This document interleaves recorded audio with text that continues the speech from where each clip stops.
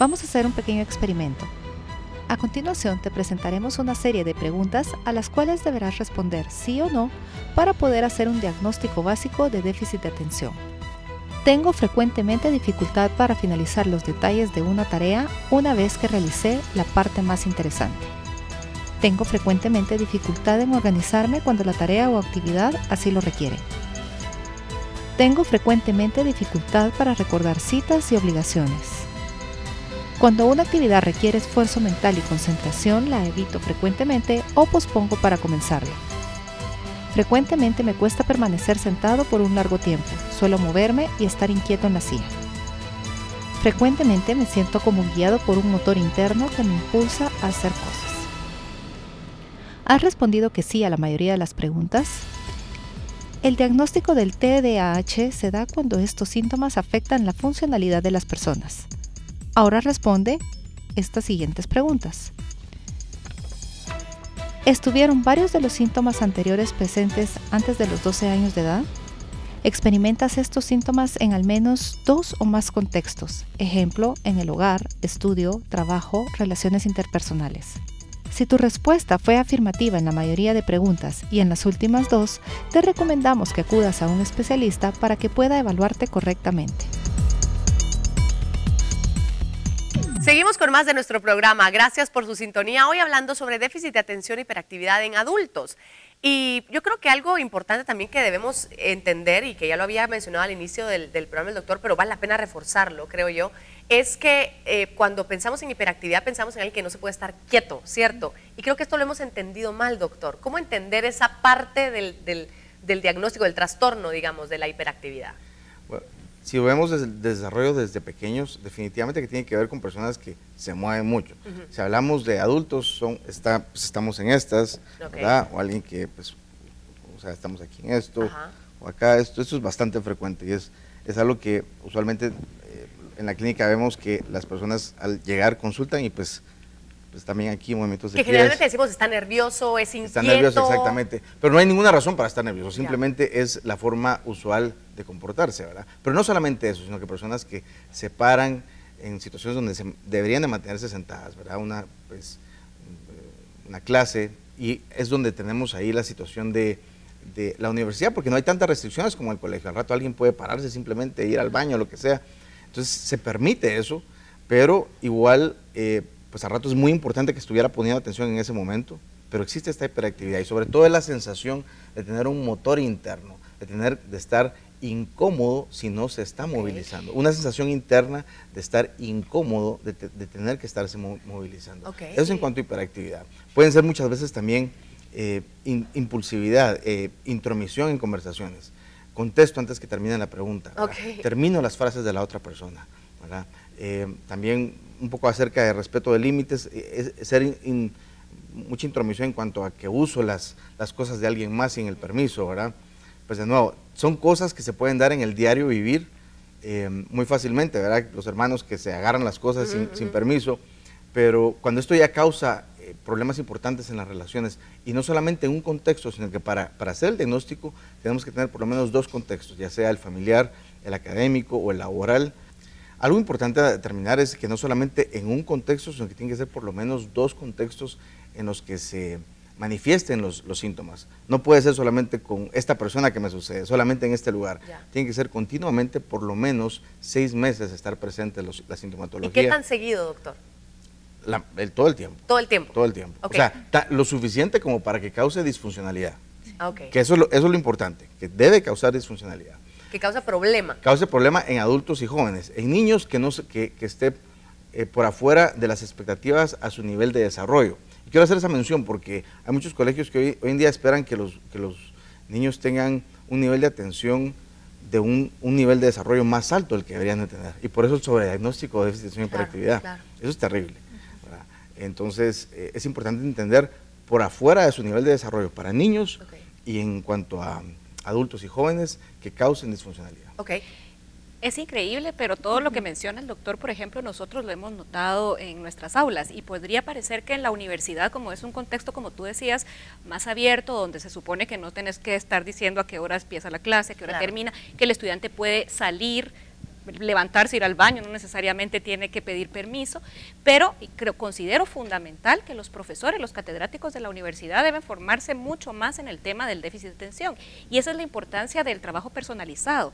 Es decir, cuando uno tiene una clase que tiene pues pocos estudiantes, donde uno puede identificar estos comportamientos, donde uno también conoce al estudiante por nombre y apellido y puede darse cuenta de que este comportamiento como que causa un disturbio dentro de la clase porque molesta a los demás, es cuando tienen que tener las herramientas para acudir a poder hacer este diagnóstico. O al menos detectarlo y poderlo Exacto, compartir y poderlo con quien referir, lo sabe referir. que es lo que te decía anteriormente, es referirlo a las personas que son expertas. ¿Qué técnicas específicas o qué herramientas podríamos darle a alguien que ahorita nos esté viendo y que diga, yo creo que eso me está pasando, y que a lo mejor no fue diagnosticado? Que quedamos en que el diagnóstico es importante no para condenarnos, es decir, nunca voy a salir de esto, no, simplemente para saber hacia dónde poder enfocar nuestros esfuerzos. ¿Qué tipo de técnicas podríamos? Yo creo que sí es esto, ¿verdad? El poderles dar esas estrategias para que ellos se puedan organizar por medio de estrategias como la agenda, papelitos. Ahora existen los post-it, ¿verdad? Que son ese tipo de cosas que nos ayudan para recordar algo, alguna situación. Además es interesante cómo a lo largo del programa se ha remarcado que estas personas que tienen el déficit de atención y hiperactividad son brillantes, es decir, el diagnóstico, pues si bien tenemos que buscar qué herramientas nos ayudan a funcionar mejor, nos está diciendo que somos brillantes ya de entradita, ¿no? De alguna manera, que tenemos muchas capacidades, al contrario de lo que se ha venido creyendo, de cómo se nos ha venido juzgando muchas veces del colegio, desde la casa también hay que tener mucho cuidado, porque estate quieto, no hagas no sé qué barbaridad, es que no pones atención, es que no vas a llegar a ningún lado, es que no. Tengamos cuidado también como papás de cómo vamos viendo y evaluando y señalando y etiquetando mal a nuestros niños. Doctor, habíamos hablado en el bloque anterior de mencionar un poco en qué momentos sí es necesaria la medicación y en qué momentos no es necesaria, porque tengo entendido que no siempre se necesita de medicamentos. Sí, yo siempre he pensado que no medicar a alguien que necesita medicación es cruel, y medicar a alguien que no necesita medicación es cruel. Claro, claro. De manera que es importante entender cuándo alguien necesita una medicación o no. La medicación está ahí para ser utilizada, es una herramienta, no es la solución mágica. Lo que usted decía es muy importante en cuanto a que la estructura alrededor, pues el caso de niños, papás, jóvenes, papás probablemente, pero familia, pareja, en fin, ya las personas que son adultas ya, definitivamente que es relevante, no responsabilizándole a los otros, pero sí como personas que pueden ejercer un papel muy relevante en ayudar a hacer las funciones, lo hablamos de una manera como cómica, las funciones del lóbulo frontal. Es el lóbulo frontal que está comprometido en el sentido que ahí se regula las funciones ejecutivas, y entonces es ahí donde en realidad hay un déficit, no de atención en sí, como dice el nombre, sino que un déficit en la regulación de la atención. De manera que no se sostiene la atención cuando debería sostenerse y no se cambia la atención cuando debería de cambiarse, ¿verdad? Entonces, por ejemplo, hay distractores externos, estamos teniendo una conversación y puede estar un ruido aquí alrededor, pero tenemos la capacidad de escuchar el ruido, de saber qué está sucediendo, pero no desviarnos de la atención. Las personas con déficit de hiperactividad pues, cambian la atención hacia eso. Pero también hay distractores internos. Puedo tener la conversación con alguien, pero estoy en otro mundo en mi mente. Estoy pensando en lo que hice, estoy pensando en otra cosa, y no necesariamente tiene que ir relevancia con la conversación. Estamos teniendo un tema de conversación y estoy en otro tema completamente en mi mente.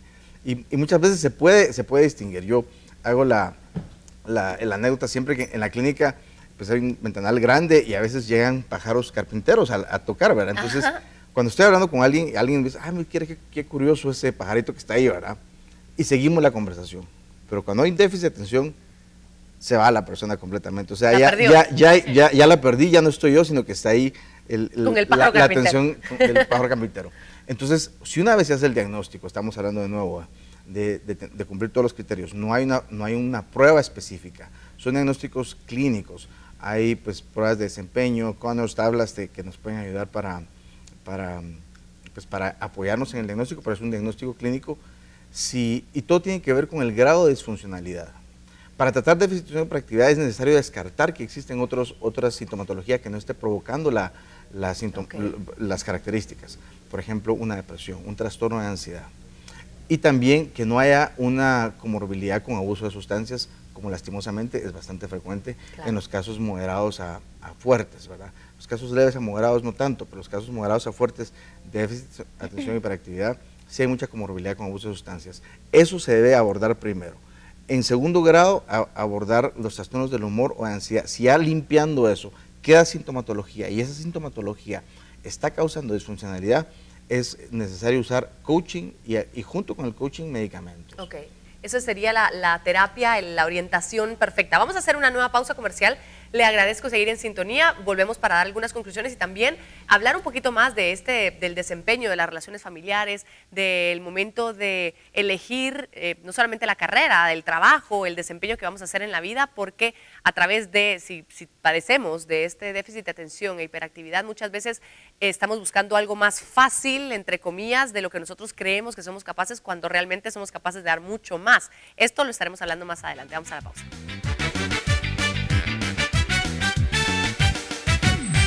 Pues el hecho es de que lo primero que hay que es darse cuenta. Una vez que la persona ya se ha dado cuenta de que tiene estos síntomas, y entonces también, como te mencionaba antes, viene ese manejo.